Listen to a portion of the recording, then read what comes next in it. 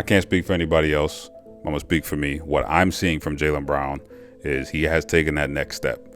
He's 100% proof that a lot of players, they either haven't received the opportunity or they just have not been forced to be better by being put under that fire in that situation, saying, all right, drop you in the ocean, you got to swim. With JT being out in Boston, getting rid of a lot of those key pieces from their championship run in 24, it's clear that the offense is going to primarily flow through Jaylen Brown. Now, I've been saying for years, Jaylen Brown is clearly the heart and soul of that Celtics team.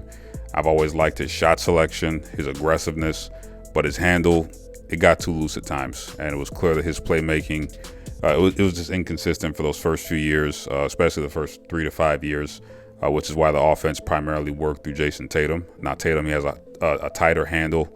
He's a better passer.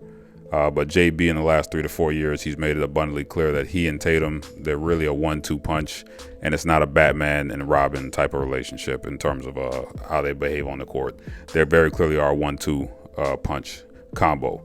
Now, we got clear representation of how good Jaylen Brown is as a two-way player when it came to that 24 playoff run, where he was very good in the Eastern Conference Finals, and he gave Luka a lot of fits on defense. He was extremely efficient on the offensive end.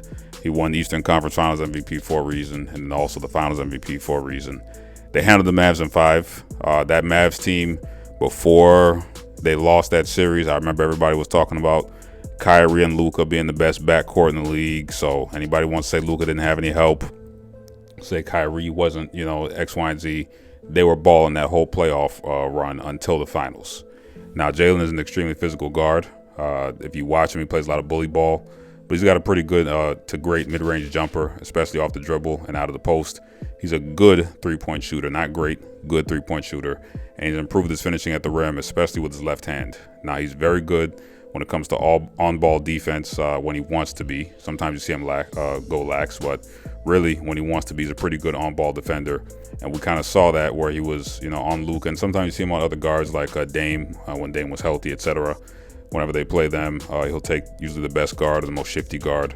The whole goal is to just make that person's life hell in terms of him being effective on defense. Doesn't need to get a whole bunch of steals, but just make life hell on them when it comes to scoring. The big difference this year is that he's handling the ball a lot more, and he's not getting ripped at nearly the same rate. He's making the right reads on offense and knowing when to go ISO versus when he's got a dish. Now, if you watch the Knicks tape and that Lakers tape, it really showed a lot of his growth. We'll watch a little bit of it. This little spot right here, he drops LaRavia. His gravity is definitely improved. He's drawing a lot more this season. He's not getting too greedy. Then he's going to dish to D. White. Easy bucket.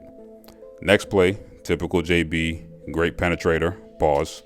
And he has great deceleration, which is something that you really want to see from a lot of the great players. Or not want to see, you're going to see from those great players. They got great change of pace in the mid-range. It's money.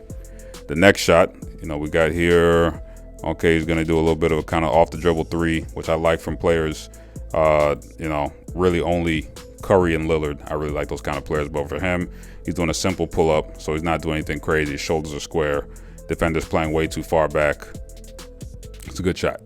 Next play is the evolution that we're talking about and that we're seeing here. He's definitely improved his left side driving ability, and he sees Reeves, does simple math, dishes the left-handed pass to the corner for Walsh, wide open triple. Now here we go. I'm going to get on him because, right here, he's got Pritchard. Pritchard's going to cut. JB doesn't dish it for whatever reason, whether he missed him or he's just determined to get a bucket. Either way, I think this is the wrong play. He should have hit Pritchard. Next play, the Knicks. He's definitely improved decision-making. Want to be aggressive, when he sees no big on the break. And we know he's strong enough to bully ball basically 90% of the guards in the league. Now, the next play, this is really more Karl Anthony Towns, having piss poor defense, not stepping forward, but he makes life easy, and JB gets an easy three.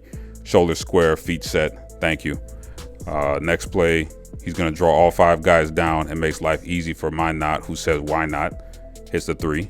Next play, he's going to draw everybody. However, he has the lane, decides to make a statement, jams it home, which is what great players will do occasionally to set the tone. This ability to keep the defense, collapsing, it just makes plays like the previous one possible. Now, I got on him for missing that Pritchard spot in the Lakers game. He's going to make up for it in this clip. I'm showing these 2 plays back to back because he's a good decision maker with shot selection and knowing who's on him. The defense is going to bring the double. Gravity's created. Almost every great offensive player, they have to be an efficient scorer to even create this gravity.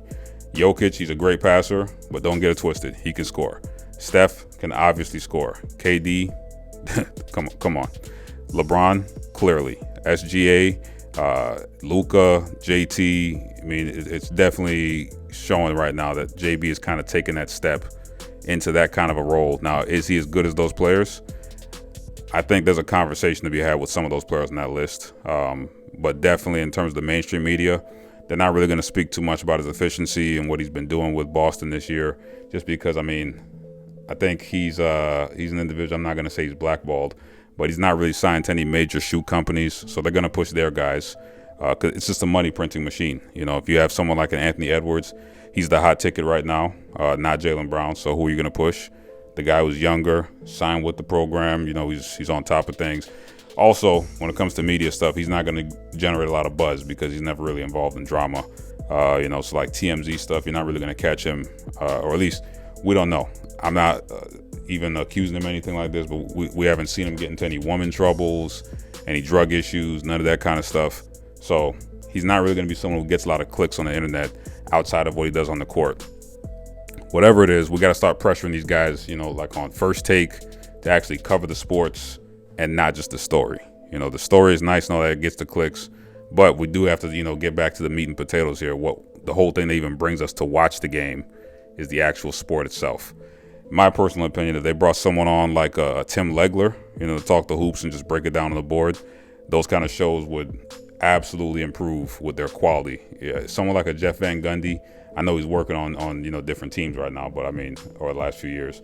But someone like him watching the game, him, Mark Jackson, the way they broke it down and kept it fun, fresh, that's what you want to see.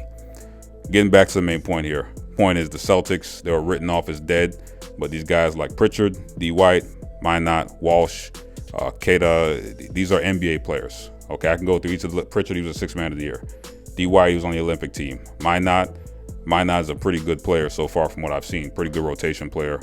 He does everything you want on offense and defense in terms of filling the lane. He runs back on defense.